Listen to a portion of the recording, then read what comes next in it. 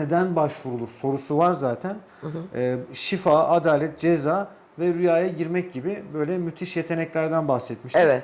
Şimdi bununla ilgili yaşadığınız bir deneyim var mı? İsim vermeden tabii ki. Yani Evet, size evet. danışanlarınızla Anladım. ilgili yaşadığınız bir deneyim ya da deneyimler var mı? Bir iki tanesini anlatabilirseniz Evet. izleyicilerimizin, çünkü bu konuda ciddi soruları var. Özellikle işte birçok hastalıkla ilgili şifa Onkolojik noktası. Evet. hastalar diye tahmin ediyorum. Çoğu Evet, soruları söylemek soran onlar. istememiştim ama evet, onkolojik hastalardan çok ciddi sorular geliyor. Sorular Çünkü geliyor. ümitlerini, umutlarını kaybetmişler. İşte alternatif çözümler arıyorlar. Tabii ki yani farklı kötü niyetli kişilerin de tuzağına düşmek istemiyorlar. Sizin bilgilerinizden faydalanmak istiyorlar. İlk önce onkolojik hastaların sadece fiziksel bedeni değil, ruhsal bedeni de şifalandırmak lazım. Şu iki terapi bir arada gitmesi gerekiyor. Yani tek bu ya da tek bu çalışmıyor. Beraber gitmesi lazım. Bu ayrı bir konu. Şimdi bir bayan, belirli bir yaşta bir bayan evleniyor. Ondan sonra zaten onkolojik olarak mide kanseri. Kanserin türüne tıp koyuyor. Taşlı yüzük kanserin cinsi. Onun bir ismi de var. Taşlı yüzük. Yüzük yani. Tamam mı? Bu bayanın hikayesi nasıl başlıyor? Bir erkekle evleniyor ama daha önce evlenmeden önce genç kızken babadan öyle bir değerleri alıyor. Diyor ki babası hep söylüyordu. Erkeğin sözü sözdür. Benim sözüm, onun sözü, erkeğin sözü öyle olması lazım. Hani eski esnaflarda gibi. Söz senet gibi, Söz çek senettir. gibi. Evet. Bak ve gerçekten öyle oluyordu o zaman. Şimdi tabii ki bilmiyorum. Nerede şimdi? Ve kadın evlenirken nikah sırasında imza atılıyor. Erkek diyor ki hani iyi günlerde ve kötü günlerde ve kadın içinden diyor ki ölüme kadar veya son günlere kadar söz. Beraberiz. Beraberiz. Sonra işte bir çocuk doğuyor. 4 sene sonra ikinci çocuk doğuyor. Ve bu erkek başka bir kadına gidiyor. Başka bir kadını buluyor. Tabii ki bu kadın iki küçük çocukla bir şok yaşıyor orada. Ve diyor ki düşünmeye başlıyor. Diyor ki nasıl böyle oldu? Ben bu adama çok güvendim. Ve ben söz verdim. O da söz verdi. Söz ölümüne kadar olması lazım. Hayat boyunca beraber. Bak o kadar güven sarsıldı kadında. Çünkü babası kızını o şekilde kodlamış. Söz senettir demiş. Evet ama bunun haricinde zaten her kadında nikahta imzayı atarken neredeyse %100 güveniyor bu hayatın sonuna kadar gidecek. Bak erkekte öyle bir şey yok. Erkek biraz daha farklı algılıyor. Erkek kadın arasında kadın zaten duygusal bir varlık. Çok duyguyla yaklaşır. Erkeklerin hepsi de istisnalar kaideyi bozmaz ama yani hani hepsi de demeyelim şimdi. Hepsi demeyelim. Yok yok kesinlikle. Büyük bir bölümü. Bir sürü erkek var. Onların da hani ben bir kadını seçtim. Ben hayatın sonuna kadar o sorumluluğu aldım. Orada imza ve söz verdim. Bak gider. Ama bir kısım erkek var. Hani tamam söz verdim so what derler. Neyse bu adam başka bir kadına gidiyor. Kadınla işte aşık oldum vesaire vesaire. Kadın tabii ki şokun üstüne şok yaşıyor.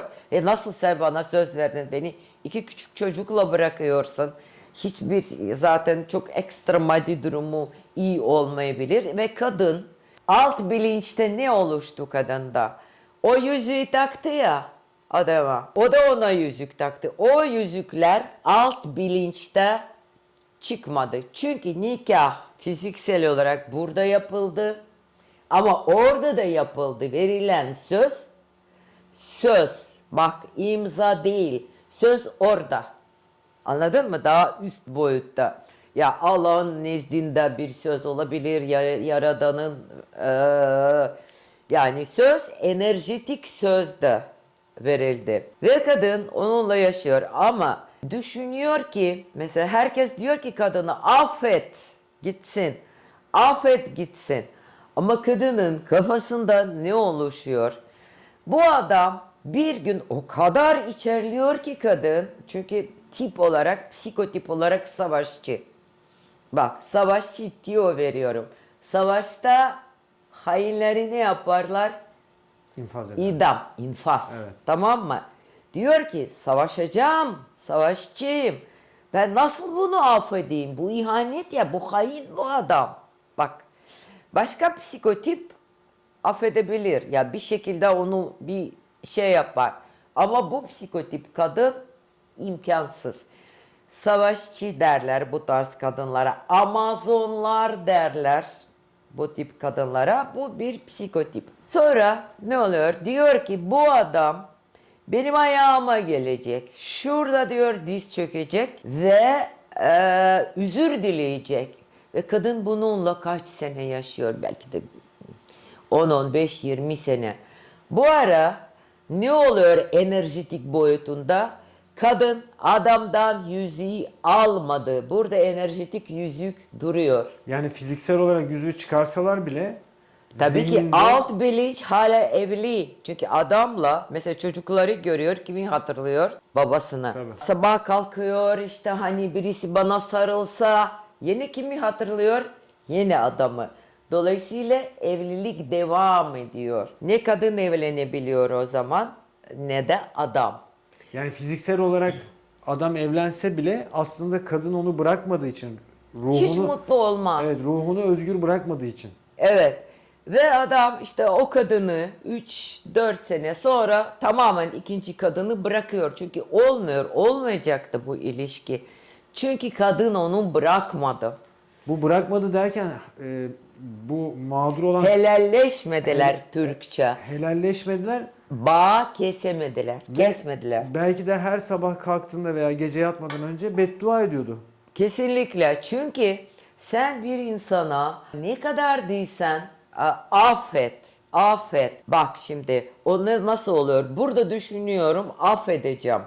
Ama o an eğer böyle bir şokla karşılıyorsa bir şok etkisini aldın. Hani adam bir günde bir gün yani hiçbir şey yokken geliyor ve sana diyor ki ben gidiyorum, ben başka kadını seviyorum, seni sevmiyorum, sen benim için uygun değilsin.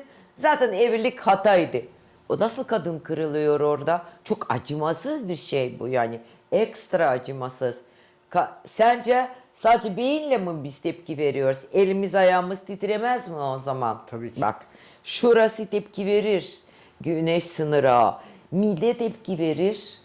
Vücutta her hücre bunu hiç unutmaz. Çünkü kadın için bu ölümle eşit bir tepki veriyoruz. Bir insanı kaybetmek, mesela bir insan öldü ve ayrılmak kadın için aynı matem tutuyoruz o zaman. Ondan sonra adam gidiyor. Kadının vücudunda şurada affet affet. Beden affeder mi? Özel uygulama yapılmazsa asla unutmaz. Her organın hafızası var. O an yaşadığı bu enerji o bizim doğamızda var. Biz onu unutmuyoruz. Çünkü her şoku, her ilk yaşadığımız bir olayı biz asla unutmuyoruz. Nasıl affedecek kadın? Buradan affettim diyor. Ama vücut öyle demiyor. Ondan sonra ne oluyor? Kadın birkaç sene sonra adamın da hayatı berbat oluyor. Bununla olmuyor, onunla olmuyor. Ha babam kadına geri dönmeye çalışıyor.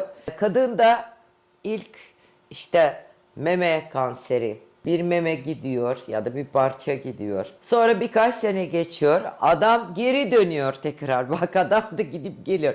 Çünkü bırakmadı ve her gün iletişimde beyinsel. Adam neticede barışalım diyor. Bak yine olmuyor. Çünkü kadın hem affetmiyor.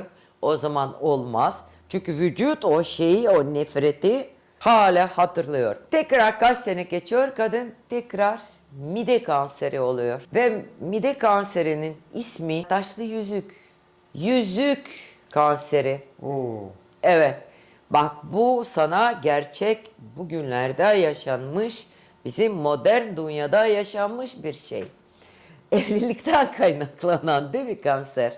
Evet biraz öyle Adı oldu. da çok ilginç değil mi yüzük? Nasıl? Puzzle oturdu. Şimdi bu durumda kadın hem yaşadığı şoktan dolayı öfkesini çıkaramadığı için Hazmedemedi hazmedemediği ihaneti. için günün sonunda mide kanseri oldu. Mide, evet. Ve af etmek, ısrar ediyorlar. Bak yogacılar da, meditasyoncular da affet, affet. Sen buradan 25 bin kere söyle affet. O imkansız. O özel bir çalışma yapılmazsa insan normalde affedilmiyor. Peki niye affetmeye çalışıyorsun? Cezayı vermeye çalış. Hoppa. Kadın da öyle durdu.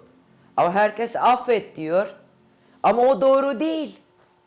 Çünkü sana bir şey yapılmış ve onun bedelini sen görmeden nasıl affedersin?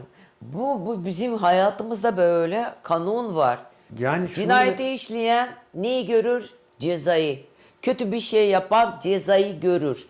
Cezayı gördüm, ben de şu anda serbestim derler. Çünkü suç duygusu, suçun yok olması kelime ceza. Cezayı çektim, serbest. Cezayı temizledim. Yani şunu mu demek istiyorsunuz? Ben kuru kuru affettim demekle bu iş olmuyor. Kesinlikle ona Asla. bir şey. Ne gibi bir ceza verilebilir? Ya da mesela bu bahsettiğiniz kadının başına gelen bu olaydan bir de kanser olmuş.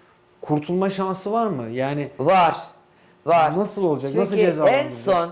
en son kadın neyi görmesi gerekiyordu? Neticede büyük tabloyu görmesi lazım. Kadın niye hayal etti? Benim ayağıma gelecek ve gerçekten erkek geldi.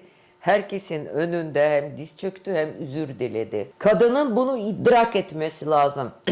Ben zaferi kazandım. Bu benim intikamdı. Bu benim savaşım bitti.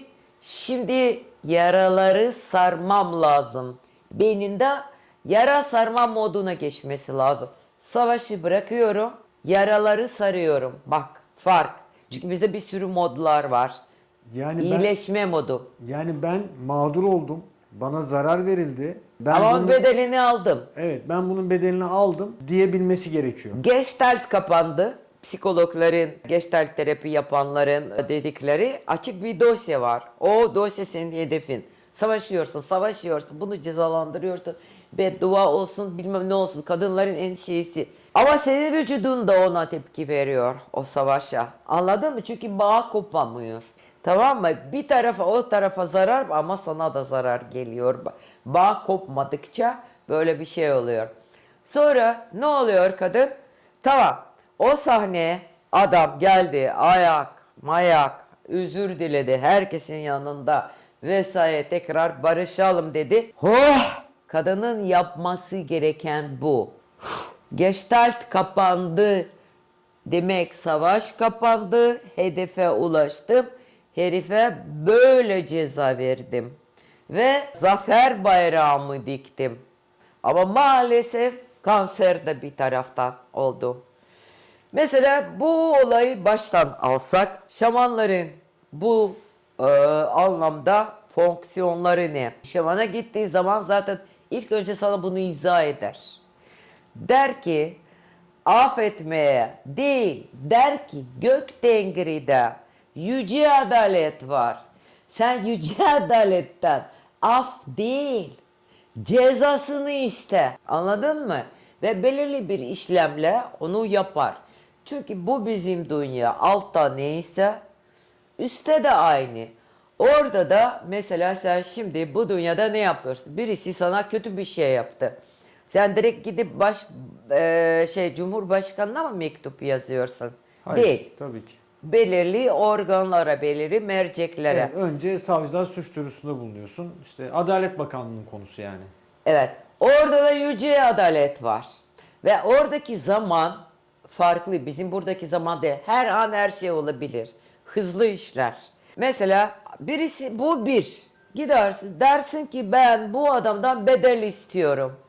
Onun cezalandırmasını istiyorum. Bir de mesela dersin ki şamana bana bunu yapsın, ben onu kabul etmiş oluyorum, değil mi diyoruz mesela. Şimdi öteki şeyde ne yapıyorlar? Birisi sana bir şey yaptı, kötü bir şey, seni böyle hırpaladı, hem sağlık bakış açısından her bakış açısından. Sen de diyorsun ki tamam, ben affediyorum direkt onu, hiçbir şikayetim yok. O zaman senin başına ne gelir? Bir de aynı şey gelir. Çünkü sen kendi hakkını almadın, kendini savunmadın ve savaşmadın. Hep mesela kutsal kitaplarda, Hristiyanlarda diyor ki şuraya vurdular, şuraya Öbür yana koyun. Yani kurban psikolojisi. Ama orada da Kur'an'da mesela- çok farklı yazıyor. Bana diyor ki Allah diyor ki onu tabii ki çok önemli hocalardan sohbet sırasında mesela Yaşar Nuri Öztürk benim çok iyi ahbabım, Mekanı cennet arkadaşımdı. olsun, Evet, ruhu şad rahmetli. olsun. Şey var orada. Diyor ki bana diyor kul hakkıyla gelme, kendi işini kendin gör. Çünkü orada farklı bir şey var. Sen kul hakkıyla komşu bana tükürdü. Cumhurbaşkanına gider misin? Gitmezsin. Onun için bunun müracaat edecek enerjiler ya da alanlar var. Ben seni affediyorum. O imkansız bir. İkincisi doğru ve adaletli değil. Peki bu anlattığınız yaşanan deneyimde kadının durumu nedir şu an? Eminim izleyiciler de merak ediyor. Yani affetmenin tam olarak doğru olmadığını anladı ve bir şekilde cezalandırılması gerektiğini anladı. Tamam. Niye af diliyorsun? Niye affediyorum diyorsun? Sen cezalandırmak istiyorsun. Evet. Peki şu anki durumu nasıl? Canım. Yani mide kanseri muhtemelen kemoterapi görüyor tabii ki bir yandan. Ve sizden bu konuda destek istedi ve destek aldı. Şimdiki durumu nasıl? Gestalt o da göreceğiz ama tabii ki yukarıdan izin var iyileşmek için. Yoksa hayatta oradan izin yoksa, izin varsa sana bütün yapmak gerekenleri gösterirler. İzin yoksa Aslında bu anlattığınız bana Biraz şamanik çalışma. Evet, şamanik Niye çalışma. o şamanik?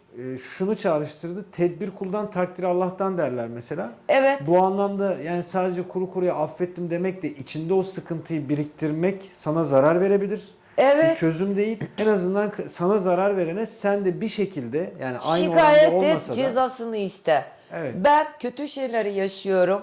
Ya bu adam da adamın yüzünden veya artık ne şey yapıyorsan ya o da onun şeysini yaşasın. Değil mi? Ya adaletli bu. Mesela bir cinayet işleyen birisi cezasını çekmiyor mu? Çekiyor. Niye benim bir yakınımı öldüren bir adamı yani nasıl şey yapabilirim, affedebilirim? Ve kadınlarda, erkeklerde de aynı oluyor. Aynı şeyleri kadın da yapabilir, ihanet edebilir.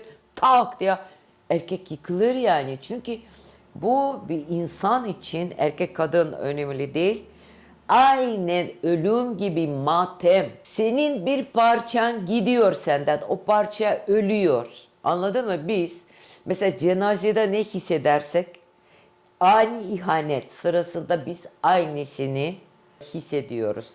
Ve boşanmak yavaş yavaş şeye yapmak hani bir şey söyleye yavaş yavaş hazırlık yapmak daha iyi. Aynı çünkü boşanmak ve ölüm insanlar için içimizdeki kimya, içimizdeki tepki tamamen %100 aynen. Peki şimdi evet bu kadının başına bir aldatılma durumu geliyor. Yani mağdur oluyor. Bir ihanete uğruyor. Ve beddua ediyor sürekli. Bu aslında bir çeşit Beddua ediyor, kızıyor. kızıyor. Bu aynı Yani bu, şey. Hiç adam fark etmiyor ki. anlattığınız hikayede Küsmüş kadın. evet, anlattığınız hikayede adamın da işleri rast gitmiyor. Yani öyle de Hiç bir durum. gitmez Hiç ki. gitmiyor. Sen bir düşün. Bu bir çeşit büyü değil mi peki? Yani bu büyü gibi olmuyor mu? Bu doğal bir büyü. Çünkü bizde her yerde, baktığımız her yerde büyü var. Aşk da bir büyü. Sen bir insanı alıyorsun kendin iç dünyanda ve diyorsun ki halbuki insan yani bildiğimiz bu kadar yani bu boyutta. Sen de onu diyorsun ki bak bu adam bir de yakışıklı. Bir de şeysi bak bu davranış da çok kibar. Aa bu bak bakışı nasıl, bak kadınlar nasıl bakıyor. Abartıyorsun. Abartmak ne demek? Zoom, büyüt, büyüt, büyüt, büyüt. Bir bakıyorsun bu adamı bu boyuta getirdin. Sen de bu kadar kaldın. Şurada. Bunun ismi büyü. Büyü, büyütmek, büyüteç. Anladın Peki, mı? gene gelen sorular arasında işte 25 yaşındayım, 30 yaşındayım. İşte bende büyü olduğunu düşünüyorum. İşlerim rast gitmiyor ve diye sorular çok geliyor. Bu konuda neo şamanizmde bir çözüm var mı? Tabii ki ilk önce neden insan kendi kendine mi düşünüyor bunu? Bende büyü var. Kim teşhis koydu? Sen şaman mısın? Hoca mısın? Nesin? Yani burada iki tane şey olabilir. Ya bir yerde bir şey başaramıyor. Diyor ki niye başaramıyorum? Kesin bende Ne büyü var var diyor o orada? zaman. Evet, evet. Onun için yani beyni belki de bir şey çözmek için yetmiyor, akıl yetmiyor olabilir. Ya da imkan yetmiyor. Onu da hani bulamadı ve bilmediği için büyü olarak algılayabilir. Peki az önce anlattığınız o mağdur olan, ihanete uğrayan kadın hikayesinde şimdi tam tersten alsak, e, adam da gitti dedi ki ya evet ben işte karıma yanlış yaptım, işte onu aldattım ama o da beni affetmiyor. Gelip mesela bir neo şamandan destek istese ona da bir destek verilebilir mi? Ya da orada neo şamanlarda bir adalet duygusu var mı yani nedir orada? Böyle birisi müracaat etti. Benim de hayatım iyi gitmiyor. Zaten neo-şamanizmde, psikolojide de buna benzeri şeyler var. Sen biliyorsun ki onun hayatı o kadınla hala bağ kopamadığı için adama da zarar, kadına da zarar. İlk önce derse ki ikiniz gelin. Kopun artık sen kendi yoluna, kendi yoluna. Yok bir taraf der ki hayır. O zaman adama bir koruma ya da kadına bir koruma ve kendi yoluna ve otomatik o bağı kesmek gerekiyor. Mesela şamanizmde ve neo şamanizmde o bağı kesme seanslar var. O önemli. Otomatik olarak kesiyorsun. Ama bahsettiğim insanlar büyük ihtimal öyle bir şeye müracaat etmediler ya da psikoloğa gitmedi, bir terapiste gitmedikleri için bağ kopamadı. Bu doğal büyü. Aslında kadın çok güçlü. Zafere de ulaştı, istediğini de okudu. Adam da zarar gördü, o da zarar gördü. Zafer kazandım, bayrağımı diktim.